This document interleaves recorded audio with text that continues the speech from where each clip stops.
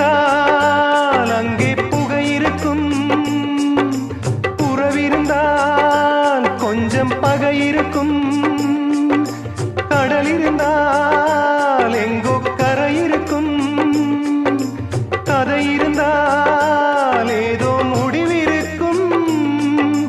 வாழ்வும் வாராமல் சாவும் நேராமல் ரெண்டும் இல்லாமல் மண்ணில் வாழ்கின்றாய்.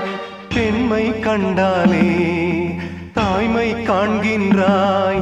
பலர் பூஜை கொண்டாடும் பூவாய் வாழ்கின்றாய். அன்புள்ள மகனே, அழுதது போதும், புன்னகை சிந்து